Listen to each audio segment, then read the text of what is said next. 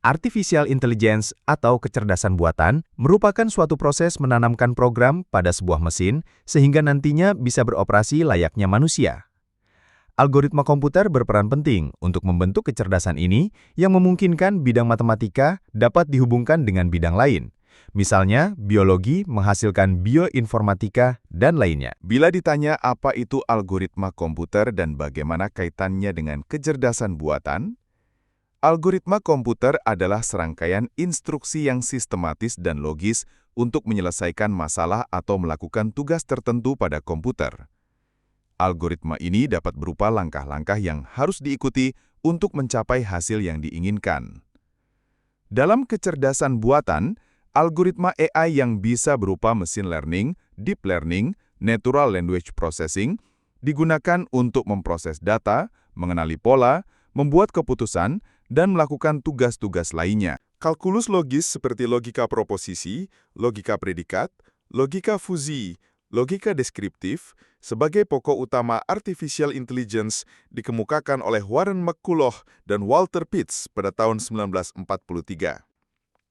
Tahun 1951 adalah tahun pertama AI muncul untuk program permainan naskah oleh Christopher Strachey dan catur oleh Dietrich Prinz. Drafts or Checkers Game, program ini berjalan pada komputer Manchester Mark I dan merupakan salah satu contoh awal dari program permainan yang menggunakan algoritma pencarian. Tahap berikutnya, tahun 1956, John McCarthy menyebutkan kecerdasan buatan pada sebuah konferensi, mengungkapkan sebuah program bernama LISP, L-I-S-P, atau List Processing. Bahasa pemrograman yang memiliki beberapa fitur yang membuatnya unik dan berbeda dari bahasa pemrograman lainnya. Dalam pengembangan AI, kode Lisp dapat menjadi lebih kompleks dan melibatkan konsep-konsep seperti machine learning, natural language processing, dan lain-lain. John McCarthy mulai mengembangkan Lisp pada tahun 1958 saat ia berada di Massachusetts Institute of Technology. Ia termotivasi oleh keinginan untuk menciptakan bahasa pemrograman AI yang dapat bekerja pada IBM 704 karena ia percaya bahwa IBM tampak seperti pilihan yang bagus untuk mengembangkan penelitian kecerdasan buatan secara intensif. Kompiler Lisp lengkap pertama yang ditulis dalam Lisp diimplementasikan pada tahun 1962 oleh Tim Hart dan Mike Levin di MIT dan dapat dikompilasi hanya dengan menggunakan interpreter Lisp yang sudah ada untuk mengimplementasi kode kompiler, menghasilkan keluaran kode mesin yang dapat dieksekusi dengan peningkatan kecepatan 40 kali lipat dibandingkan interpreter. Kompiler ini memperkenalkan model kompilasi incremental Lisp, di mana fungsi yang dikompilasi dan diimplementasi dapat saling bercampur dengan bebas.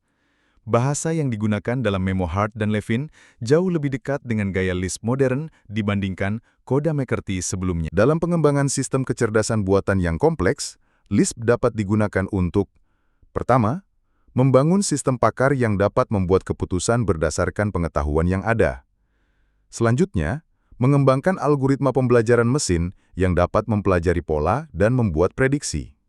Dan untuk membangun sistem pengolahan bahasa alami yang dapat memahami dan memproses bahasa manusia.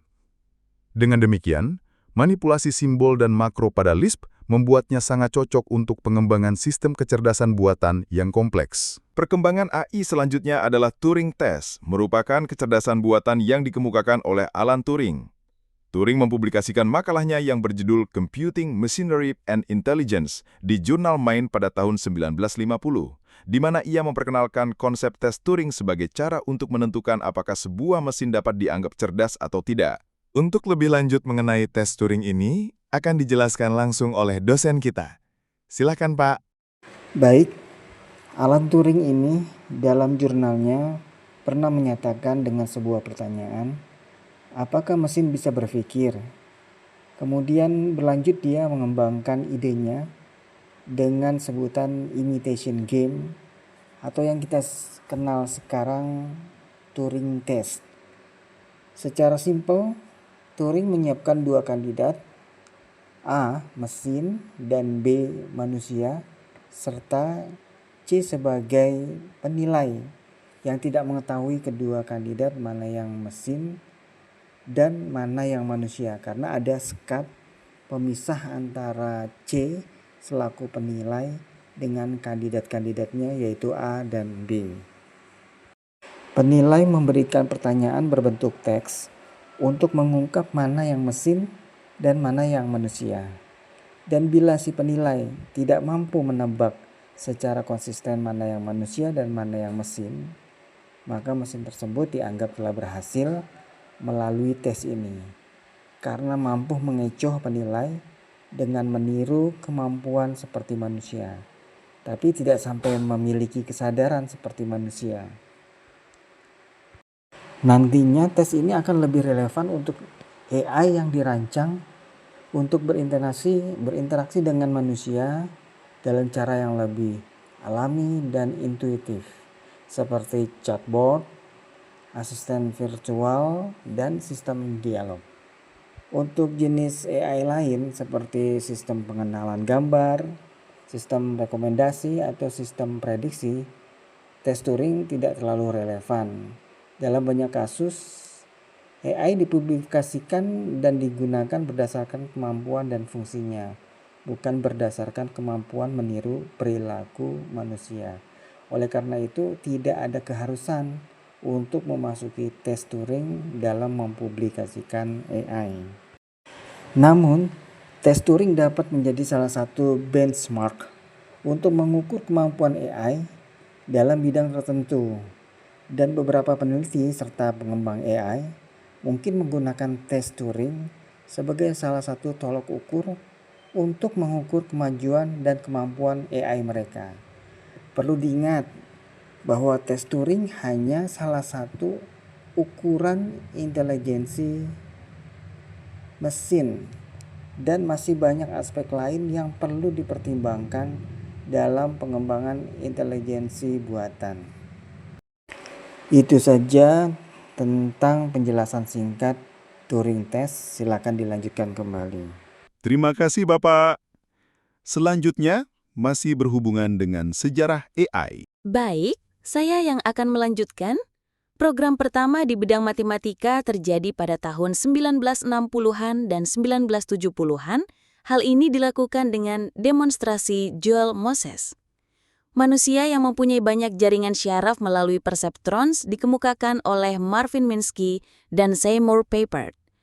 Bahasa komputer Prolog dikemukakan oleh Alain Kolmrauer. Pada bidang kesehatan, Ted Shortleaf membuat sistem pakar medis pertama. Dalam bidang lalu lintas, Hans Moravec membuat sistem kendaraan untuk mengendalikan lalu lintas yang berantakan. Dan terakhir, tahun 1974, Paul John Verboorn menjelaskan tentang artificial intelligence melalui backpropagation algorithm yang dicetuskan 1980-an. Banyaknya program kecerdasan buatan yang dipamerkan tahun 1990-an, terutama Garry Kasparov, pecatur dunia, berhasil dikalahkan oleh Deep Blue tahun 1997 pada 6 kompetisi catur games. DARPA, Defense Advanced Research Projects Agency, yang merupakan badan proyek pertahanan Amerika dari tahun 2004, merancang sebuah mobil yang tidak melibatkan manusia melalui GPS berhasil melaju dengan jarak ratusan mil. Selanjutnya, dapat kita lihat penemuan-penemuan berhubungan dengan kecerdasan buatan mulai dari tahun 1206 sampai dengan 2012-an pada tabel berikut ini. Dan di sini kita juga dapat gambaran perbedaan antara kecerdasan buatan dengan program biasa seperti yang terlihat pada tabel berikut ini.